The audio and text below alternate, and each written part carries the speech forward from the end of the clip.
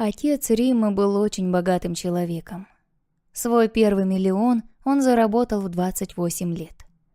Виктор Палыч родился в обычной семье инженера и учительницы. Поэтому все, чего он достиг, было благодаря собственному уму, упорству и работоспособности. Мужчина с нуля создал свою компанию, которая сейчас приносила огромную прибыль. Когда ему было 31, он женился. Вскоре родилась дочь.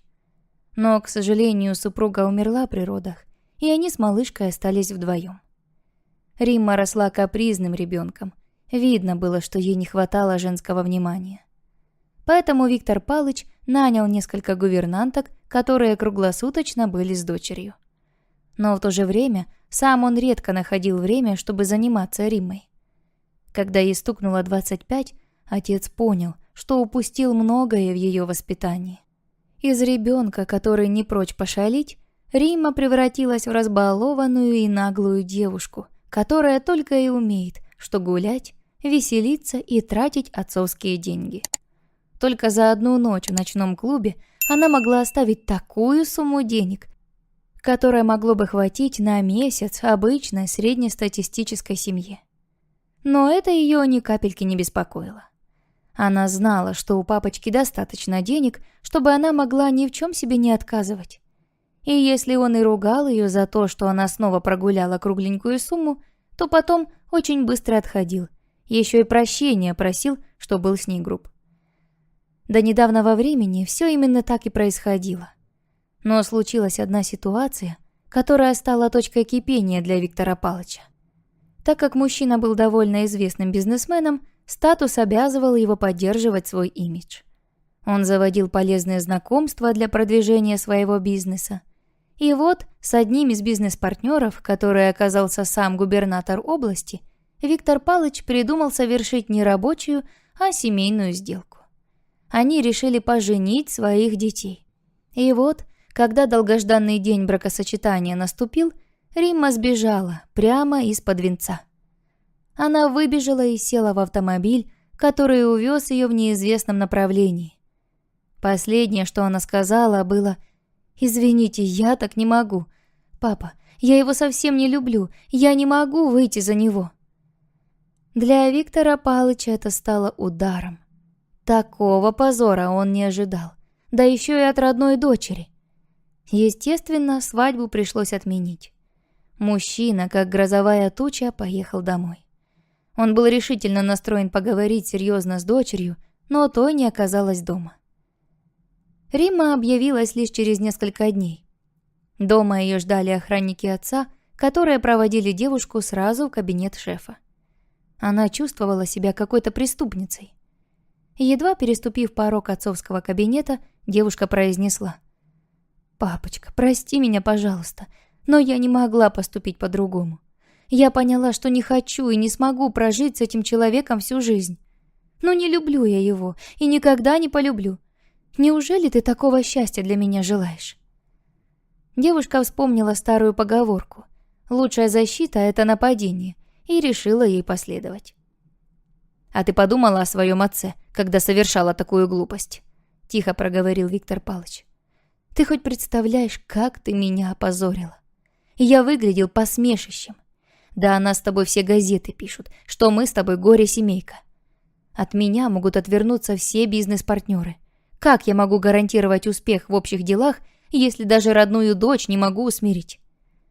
Он замолчал, и в кабинете повисла угнетающая тишина. «Значит так», — наконец-то сказал мужчина. «Я многое тебе прощал, закрывал глаза на твои проделки. Но это уже перешло все границы, поэтому ты должна понести наказание. Какое именно, я еще не придумал. Но не беспокойся, завтра я тебе оглашу свое решение. А сейчас иди в свою комнату и хорошенько подумай о том, что натворила. А мне еще нужно придумать, как загладить свою вину перед губернатором, ведь ты опозорила не только меня, но и его сына». Римма, тяжело вздохнув, отправилась к себе. Охранники неотступно следовали за ней по пятам. Это был приказ шефа. Зная взбалмошный характер дочери, он предполагал, что она может снова убежать для того, чтобы избежать наказания. Но Римма и не думала сбегать. Она была спокойна. Девушка была уверена, что ее отец сейчас, как обычно, успокоится и все ей простит. А Виктор Палыч и не думал прощать. В этот раз он решил все-таки сдержать свое слово и наказать свою непутевую дочь. После ухода Риммы он связался с менеджером банка и заблокировал все карточки дочери. На одной из карт он оставил минимальную сумму денег, которая девушке должно было хватить примерно на месяц, если жить довольно экономно. Утром Римма проснулась в замечательном настроении. Она избежала брака, наконец вернулась домой, и папочка вроде не сильно сердится. Все складывалось как нельзя лучше. Но ее хорошее настроение длилось недолго, аккурат до того момента, пока она не увидела и прочитала записку, которую обнаружила на своем журнальном столике. Письмо было от отца, в котором сообщалось, что Виктор Палыч уехал в Германию на срочные переговоры. Он просил его не беспокоить, потому что все равно трубку от дочери не возьмет. «Римма, я понимаю, что в том, что случилось, есть и моя вина. Это я допустил ошибки в твоем воспитании, не наказывал тебя за наглость и вседозволенность. Но теперь пришла пора отвечать за эти ошибки. Извини, но другого выхода я не вижу. Даю тебе полгода. За это время ты должна полностью изменить себя и свой образ жизни. Ты должна научиться не только тратить деньги, но и их зарабатывать. Может, тогда ты наконец поймешь их ценность и как тяжело я работаю, чтобы ты себе ни в чем не отказывала. В общем, я оставил на твоем счету небольшую сумму денег. Ее должно вполне хватить на первое время. Естественно, если ты откажешься от пьянок и гулянок. Если по истечению испытательного срока я не увижу результат, не поверю, что ты изменилась, то эти 6 месяцев продлятся, и жить ты так будешь до конца своей жизни. Я надеюсь и верю, что у тебя все получится. Удачи, твой отец». Дочитав записку до конца, Римма медленно опустилась на пол рядом со столиком. Она не могла поверить, что отец мог так с ней поступить. От мысли о несправедливости жизни ее отвлек охранник. «Римма Викторовна, ваш отец отдал приказ отвезти вас в ваш новый дом. У вас есть полчаса, чтобы собраться». С этими словами мужчина вышел из комнаты, чтобы дать девушке время упаковать свои вещи. Римма частенько бывала за границей, но ни разу не собирала себе вещи в дорогу. Потому и сейчас она просто накидала все подряд, что успела, и закрыла чемодан. Дорога была не близкой. Деревенские дороги оставляли желать лучшего, и Римму укачивала на заднем сиденье. Через несколько часов автомобиль наконец-то остановился у старого кирпичного дома. «Здесь вы проведете ближайшие полгода», — сказал водитель и пошел выгружать чемоданы девушки. В это время Виктор Палыч находился дома и думал о том, верно ли он поступил. Он соврал Римме. Ни в какую Германию он не уехал. Он хотел, чтобы дочь не знала, что он дома. Мужчина боялся, что она предпримет попытку его переубедить, и в конце концов он сдастся, а этого нельзя было допустить. Мужчина переживал за девушку, но прекрасно понимал, что она должна научиться жить отдельно и нести ответственность за свои поступки. Деньги, которые Виктор Палыч оставил Римме на первый месяц, кончились за неделю. Она их пропила. Девушка нашла, где в деревне магазинчик, и скупила почти на все деньги дешевого пойла и недорогих закусок. Всю неделю она звонила своим городским подружкам в надежде, что хоть одна из них ей поможет. Но они только сочувствовали и говорили, что им пора, у них есть очень важные неотложные дела. «Знаю я, какие у вас дела», — зло говорила про себя Римма. «А еще подруги назывались». Вскоре трубку перестали брать даже ближайшие подруги. Все ее кинули, и Римма осталась один на один с пугающей деревенской тишиной. Ей очень не хватало общения, музыки, танцев, сплетен. Девушку охватила скука.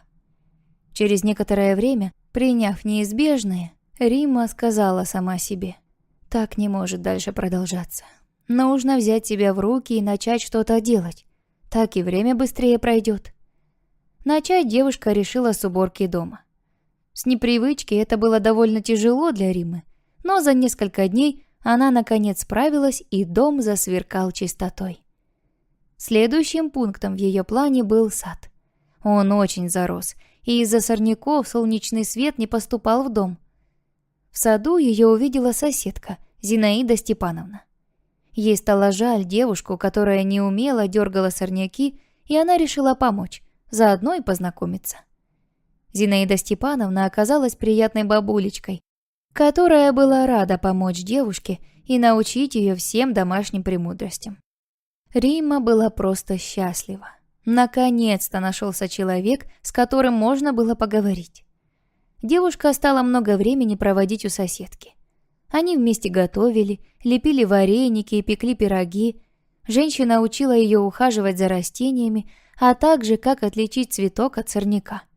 Но самое захватывающее было тогда, когда Зинаида Степановна начинала вспоминать свою молодость.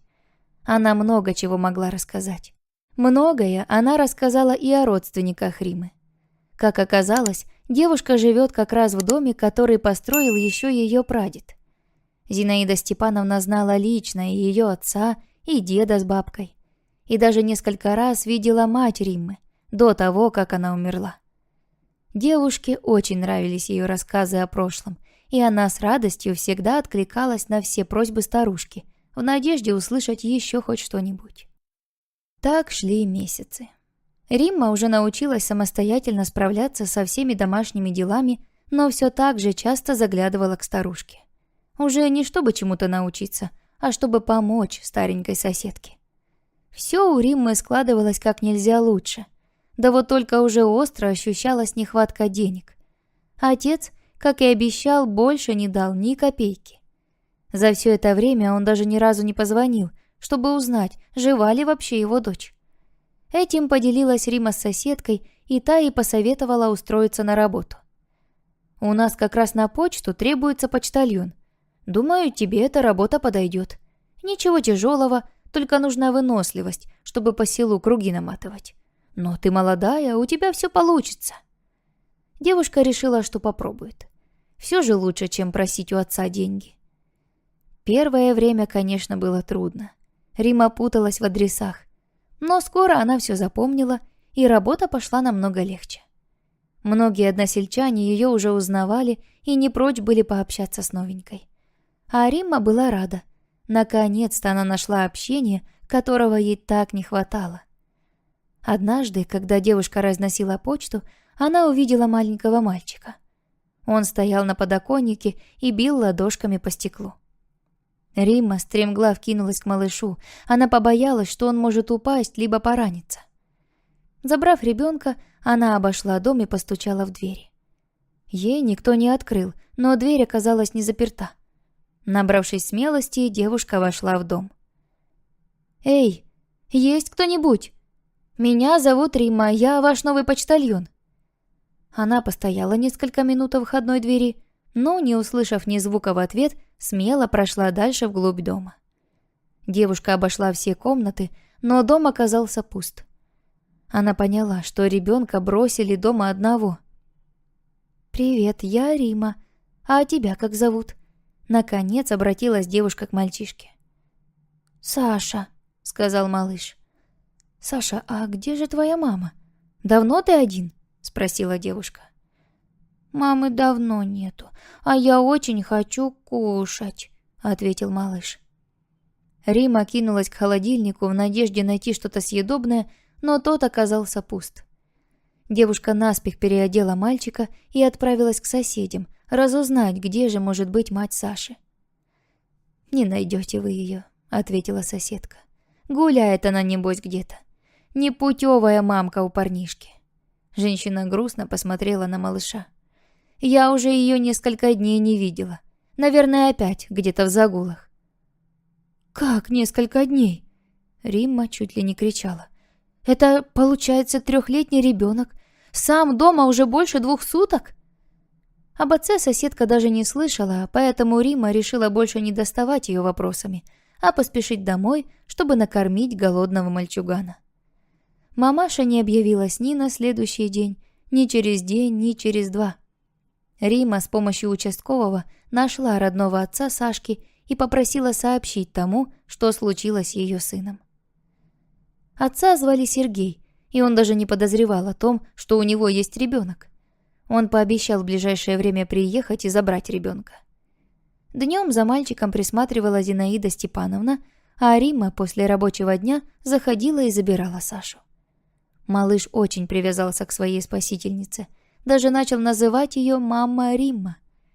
Девушка стала замечать, что она начинает ощущать какие-то странные чувства. Ей было приятно, что есть о ком заботиться, ведь раньше ей не приходилось никогда этого делать. Все всегда делали за нее. Вскоре приехал Сергей. Он растерянно смотрел на точную копию себя. Мальчик его сразу принял и заключил в объятия. Мужчина ответил и обнял малыша тоже. Ему было непривычно ощущать себя в роли отца. «Знаете, мне так неловко перед Сашей. Вроде бы я его предал, хотя даже не знала о его существовании». Римма предложила Сергею остаться еще на один день, чтобы больше времени провести с сыном и принять окончательное решение, что ему делать дальше.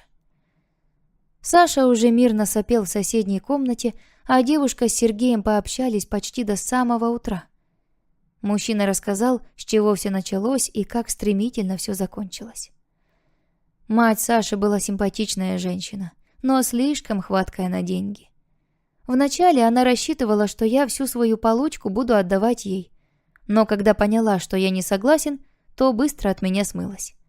А я ведь обычный инженер, зарплата у меня чуть выше средней. Я не мог ей дать то, что она хотела. Больше я о ней ничего не слышал и даже не подозревал, что она забеременела от меня. Хоть бы сказала, что теперь у меня есть сын. Спасибо вам огромное, Римма, за то, что не прошли мимо Сашки. Я даже боюсь представить, что с ним было бы, если бы не вы. На следующий день, когда Римма пришла с работы, Сергей сообщил ей свое решение. Я подумал и решил, что хочу больше времени проводить с сыном. Но я вижу, как он к вам прикипел, и не хочу вновь травмировать его душу. Поэтому я принял решение снять домик тут неподалеку и участвовать в жизни Сашки. Если и вы, конечно, не против. Римма, естественно, была не против. Она и сама не представляла, как сможет расстаться с Сашей. С тех пор они стали практически все время проводить втроем. Они были настолько неразлучны, что многие думали, что они настоящая семья. И вот в один прекрасный момент Сергей и Римма поняли, что их связывает нечто большее, нежели забота о Саше. Через несколько дней пара решила жить вместе. За это все время в деревню вернулась биологическая мать Саши. Сергей заявил ей, что хочет полностью взять опеку над сыном на себя. А женщина и рада была. Быстренько подписала все необходимые документы и опять укатила в неизвестном направлении. Прошло ровно полгода с тех пор, как Виктор Палыч отправил дочь в деревню, и он решил поехать ее навестить, посмотреть, изменилась ли Римма. Приехав к дочери, он был приятно удивлен. Римма встретила его с распростертыми объятиями и сразу потащила в дом, ведь очень хотела познакомить его со своим женихом и сыном. Мужчина познакомился поближе с Сергеем и понял, что это именно тот человек, который нужен ее дочери, и что теперь за ее будущее можно не беспокоиться. А озорник Сашка с первых минут очаровал своего нового дедушку. Виктор Палыч ни на секунду не пожалел, что тогда решил проучить свою дочь и отправил ее в деревню. Ведь именно там она стала собой и нашла по-настоящему своих людей. All right, everyone's presentations are done. Nick, the manager, said as he tried to move the discussion forward. Excuse me, I haven't. I recently found out something. Nick interrupted me and began to speak. There's apparently someone in this department who didn't graduate high school and is just a part-timer. Meetings should be for employees only. Absolutely right. His lackey, Mike, of course, agreed with Nick. I'm leaving. After leaving the meeting room, I started to shut down my computer. I noticed that an email had arrived, not in my personal inbox, but in the company's shared email. Thinking, there's no point in speaking up, no one will listen, I went home quietly. The next day, I heard a commotion from Nick's desk. He was staring at his computer screen, his face pale. "Nick? Is something wrong?" Mike looked at the screen with him. And he turned even paler than Nick. Why is he so angry? Knowing the reason for Mike's distress, I thought to myself, serves them right. My name is Adam. My mother passed away when I was in the 9th grade, and I was raised by my father. Well, you could hardly call it being raised. After my mother passed, my father changed. He drowned his sorrows in alcohol, and though he still went to work, he squandered our living expenses on horse racing. Because of that, I had to start working part-time as soon as I entered high school. Every month, I went to the convenience store with bills in hand that couldn't be auto-deducted from my father's account. Even though I endured it because I didn't want to be alone, I reached my limit in my second year of high school and dropped out. I found a live-in job at a distant inn. Thank you for everything. The day I left home, my father, still staring at the TV, spoke. Take care. That was our last conversation. Back then, 18 wasn't the age of majority, so I needed my father's permission to work, and I couldn't hide my place of employment. Yet, my father never visited me even once. I kept working just to survive, and before I knew it, I was 42. Years of hard work paid off, and I was transferred to the headquarters. I was thrilled to be recognized by the company, as I thought I'd be working in the field until retirement due to my lack of formal education. Listen up. Our work can change the future of our employees. Don't drag us down. On my first day after the transfer, Nick, dressed in an expensive suit, spoke sternly. There was a reason for this.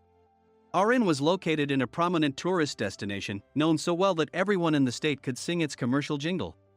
At its peak, we had 5 locations within the state. But that was long ago. Due to financial difficulties and aging facilities, only the place where I had worked for many years and the original establishment remained. I was prepared to lose my job anytime, but now there was a glimmer of hope. With the rise of social media, the tourist area where the inn was located started gaining attention again. Depending on how hard the sales department, where I was transferred, worked, we could either thrive or be forced to give up this prime location to the new hotel chains continuously popping up. For Nick, who had switched careers from another industry to strengthen our sales, this was a battle he couldn't afford to lose. I understood why he had to be strict. I will do my best. Nick sneered at my enthusiastic declaration.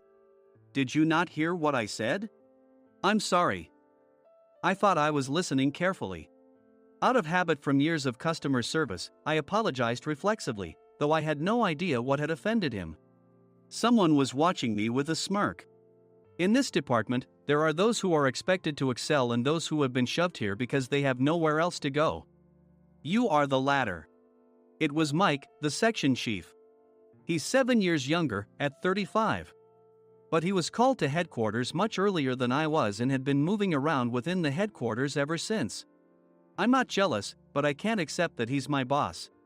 Graduating from a prestigious university, he has an unusually high pride and caused many problems as a newbie, making things very difficult for me when I was the front desk leader. When I found out Mike was transferred to the sales department a month before me, I was disheartened. Mike is right. With just a middle school diploma, there's not much you can do. Don't even think about achieving results. As if I didn't exist, Nick remarked, I'm thirsty. Mike eagerly ran to the coffee maker. It seems Mike is Nick's lackey. I regretted being happy about my transfer to headquarters, wishing I had stayed on site forever. Send a direct mail to every company on this list by the end of the day. Nick only assigned me tasks that even a new graduate could handle. What? There are over 1,000 companies. You want me to send to all of them by today?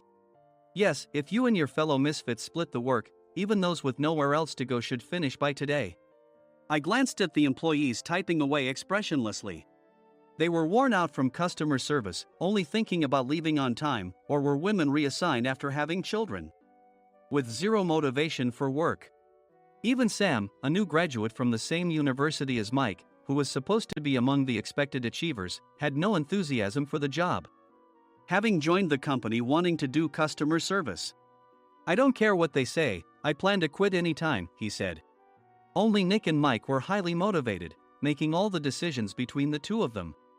I originally only wanted to work at the inn to survive and had no particular attachment to this job.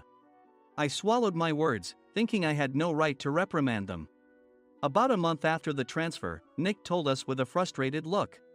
To commemorate the 50th anniversary, we've decided to create a plan exclusive for one group per day. Originally, Mike and I were supposed to come up with it, but our president, Mr. Thompson, insists on hearing everyone's opinions. So, you all get a chance. As Nick explained, Mike began handing out prints. Make sure not to embarrass Nick. If your ideas are half-baked, you'll have to redo them. It seemed that they had printed his handwritten notes by Mr. Thompson, which included several questions and a section for free responses. It made sense why Nick had to seek our input, given that all responses had to be submitted to Mr. Thompson. We were given a week to think about it, and a meeting was scheduled to compile our ideas. My plan is to let guests enjoy both the old and modern America. Nick began the presentations. Guests would watch a master confectioner at a nearby traditional sweet shop make sweets in front of them. The welcome drink would be premium tea in a bottle. Nick's plan was certainly attractive. After his presentation, Nick called on us to present in the order we were seated. Just as I stood up for my turn. All right, everyone's presentations are done. Excuse me, I haven't. I recently found out something. Nick interrupted me. There's someone in this department who didn't graduate high school and is just a part-timer. He was likely talking about me. I joined the company as a part-timer and was made a full-time employee when I turned 20. That was 20 years ago, so Nick and Mike probably had no chance to know until recently. Meetings should be for employees only. Absolutely right. After that, Nick kept creating opportunities to solicit everyone's opinions, purposefully excluding me from speaking. The meeting unexpectedly heated up and went past the scheduled end time. A few people asked to leave, and the discussion continued with the remaining few. Still here? Normally, you'd leave in that situation. Though I had no attachment to the job initially, hearing kind words from customers made me want to make them happier. For someone like me, with nowhere to go, the inn was my home and customer service was my life. I felt pathetic about my current self. I'm leaving. I left the conference room and started shutting down my computer. I noticed an email had arrived, not in my personal inbox, but in the company's shared email. Thinking no one would listen to what I had to say anyway, I quietly went home. The next day, while preparing the DM as instructed, I heard a commotion from Nick's desk. In his haste to stand up, he hit his knee on the desk. He stared at his computer screen, his face pale. Nick! What's wrong? Mike, thinking he should be the first to rush over, approached Nick while still wearing his coat. He peered at the screen with Nick. And he turned even paler than Nick. Why is he so angry? Who is responsible for this company? Nick, more irritated than ever, asked, and Mike answered without checking. Probably Sam. Sam wasn't there because he was attending a morning training session for new hires. Nick gave up on getting angry and returned his gaze to the screen. They were looking at an email that arrived right after the end of the working day yesterday. Apparently, no one, including me, had checked it before leaving. The email was from a large company that used us for their annual employee trips. The president and executives of that company also frequently used our services personally. President of the company, Mr. Mason himself, had declared that neither he nor his company would ever use our services again. Well, some companies cancel their employee trips or stop using our services due to financial struggles. Let's just move on. Mike kept wiping the sweat from his forehead with a handkerchief. Knowing why Mike was so agitated, I quietly watched their interaction. Do you know how much revenue we get from that company? We can find other guests to fill the rooms, but we'll lose the banquet costs, gift shop revenue, rental car fees, and more. Moreover, the gifts were supposed to be prepared by the traditional confectionery shop involved in Nick's proposed plan. If it's known that we incurred such a huge loss at this critical time, Nick's position in the company would be jeopardized. Nick took a deep breath, seemingly trying to calm himself. All right, Mike. Go to New York right now and apologize to Mr. Mason. What? You're coming with me, right? I have urgent work to do. I trust you, which is why I'm entrusting this to you. Please. Mike, believing Nick's sincerity, agreed with a determined look on his face, saying, "Yes. That's Nick for you." Even if Mike went to apologize, Nick would shift all the blame onto him if the client didn't change their mind. Well, it was Mike's fault to begin with, so it served him right. About 3 hours later, Sam answered a call from somewhere and repeatedly apologized, saying, "I'm very sorry." Everyone watched to see what was happening. After ending the call, he informed Nick with a weary tone. When Mike arrived at the client's company, he only made things worse, further infuriating Mr. Mason. He was demanding, "Get his boss here immediately." It was no wonder Sam was exhausted, dealing with such a call right after returning from training. "What is that idiot doing?" "All right, Adam, you're coming with me. If sacrificing Mike didn't work, then I must be next." Normally, I'd want to refuse at all costs, but I saw an opportunity in this situation. "If I can be of assistance, I'd be happy to join you." I obediently followed Nick, and we flew to New York. When we introduced ourselves at the reception, it became clear how serious the situation was, as the receptionist personally escorted us to the president's office. Angry voices leaked through the door, making both Nick and me uneasy. "Excuse me. I'm Nick, the supervisor. I understand my subordinate has caused you trouble, and I deeply apologize." Nick, with his experience in the corporate world, knew enough to offer an apology before excuses. However, his customer service skills left much to be desired. I sighed as I saw Mike trembling like a small dog in the corner of the room. "What kind of training are you giving your subordinates?" Mr. Mason glared at Nick with a red face. The intensity of his gaze made even Nick take a step back. Regrettably, I joined this company only 2 years ago and was unaware of Mike's issues. I should have identified his shortcomings sooner. Indeed, I should have realized sooner. No sensible person would come to apologize and then give a lengthy presentation on the drawbacks of not using their in. Nick froze, his mouth slightly open. Suspecting the worst, I picked up the documents that had fallen to the floor. It seemed Mike hastily prepared these documents on the plane, listing the disadvantages. Disadvantage 1: if you change the venue for the company trip, employees might suspect it's for cost-cutting reasons, leading to a negative impression. Reading it aloud half-jokingly, Nick snatched the papers from my hand and checked the contents with a furious expression.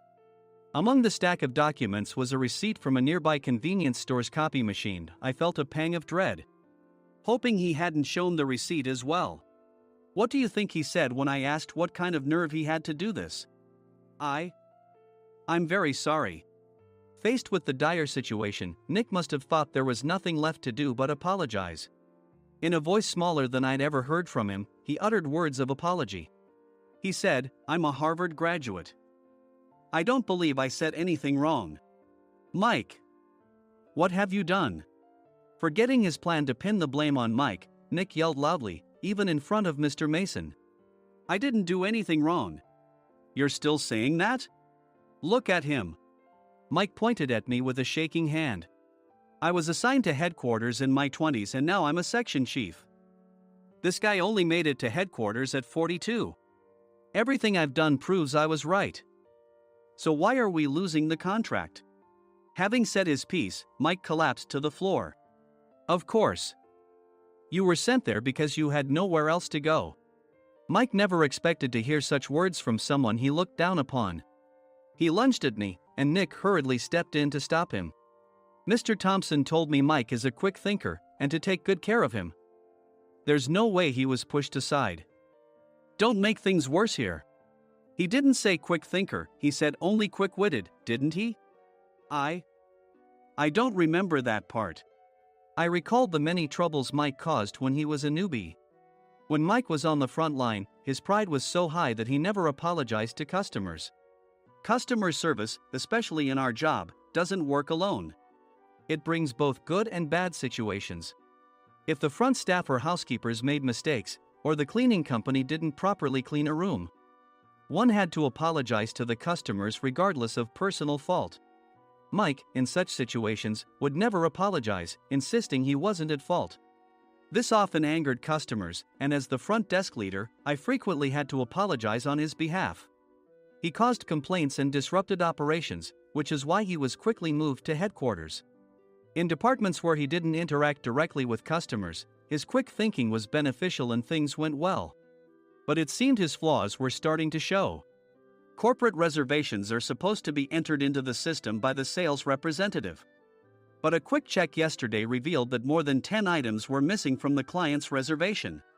The handover document clearly stated what needed to be prepared. Why didn't you enter it into the system? Why do we have to give them special treatment? Filling rooms near the banquet hall, setting up all the food in advance. Specifying the brand of wine, they're too demanding. No wonder he always angered customers, I thought, feeling a headache coming on. Grouping them in rooms near the banquet hall is for our benefit too. It makes it easier for the staff to set up beds and serve breakfast since everyone's schedule is synchronized. As for the other requests, Mr. Mason suggested them to lighten our load. I didn't know that. Nick finally seemed to realize that Mike was the one who had angered the client. What did you say to them? I just told them we wouldn't give them special treatment anymore. We shouldn't waste effort on things that don't bring in money. I was utterly exasperated at his lack of understanding of customer service. Of course, we shouldn't comply with unreasonable demands. But carrying over successful practices from past stays makes customers feel remembered and enhances their experience. Good memories encourage repeat visits. That's part of our job. I looked down at Mike, who was sitting on the floor. In our job, nothing is a waste. Mr. Thompson likely moved you to the sales department, hoping you'd finally understand this. How do you think he feels now that you failed to meet his expectations? Mike, tears in his eyes, fled the president's office. I was amazed he still hadn't apologized. You have it tough, Adam. It's okay, we're all employees of the same company. I deeply apologize for this disrespectful incident. Especially after all the care you've shown us. If it weren't for you, Adam, I really would have stopped staying here. When I heard you were moving to the sales department, I was willing to reconsider if you handled it. Seeing us talk so amicably, Nick's face contorted. Do you two know each other? Adam's service is excellent. I always requested him specifically. Normally, we don't accept specific staff requests, but we made an exception for Mr. Mason, adjusting my shifts accordingly. He had personally stayed at our hotel just before my transfer, and during casual conversation, I mentioned, I'm moving to the sales department soon. If I hadn't told him then, things could have been much worse. Please continue to take care of us. I look forward to it. On the return flight, Nick awkwardly offered me a can of beer. It's still working hours. Of course, I had no intention of forgiving him for a single beer. Nick might try to pin everything on Mike and avoid any consequences. While pondering this, a startling fact came to light. Nick, the tea bottles for the plan have arrived. I handed Nick a bottle labeled with our inn's name. They look good. What are you talking about? These are plastic bottles. I had assumed we would use the trendy, high-end bottling tea. But what arrived were ordinary plastic bottles of tea with customized labels. The only unique aspect was the label, which had the inn's name, making it look customized. Upon further investigation, I discovered that a substantial amount of money was set to be paid to the tea company. It was priced like bottling tea. Does this plastic bottle really cost $100 each? The tea inside is specially blended for us. The extra cost is for that. Wouldn't it be better to use another tea company? Or is there a specific reason we must use this one? As Nick continued to make excuses, I showed him a printed email. I informed the tea company's president, Mr. Mitchell, that we discovered irregular payments and he confessed. He said you two were high school classmates and planned to split the extra money. That idiot.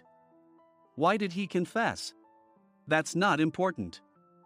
You should worry about yourself, this could turn into a police matter. Opening the bottle cap, I suggested. How about calming down with this tea? It supposedly has a relaxing effect. Nick drank the tea frantically. In the following days, decisions were made about their fates. Mike was reassigned to the General Affairs Department, with no chance of transfer or promotion, as per Mr. Thompson's orders. As for Nick, since the payment to the tea company hadn't yet been made, he narrowly avoided legal trouble. Instead, he was encouraged to leave the company, and to avoid further complications, Nick submitted his resignation.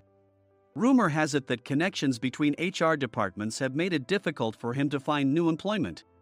Even though it was good to have those two gone, something unexpected happened in the sales department. Everyone became motivated and united in refining the 50th anniversary plan. In the end, my plan was adopted. We collaborated with the Tourist Information Center to provide personalized guides. The plan, tailored to the number of guests, was truly special for the 50th anniversary. Hey, is Adam's family coming to stay? I immediately booked that special plan for my family. Sam noticed it on the reservation list and quickly picked up on it. Yes, I'm inviting my father. That's great. I might invite my parents too. I lacked the courage to face my father just as Adam. But here, with the confidence Mr. Mason praised, I felt ready. The 50th anniversary plan was a perfect opportunity to reconnect with my father. I hope to bring back the days when we could laugh together as we once did.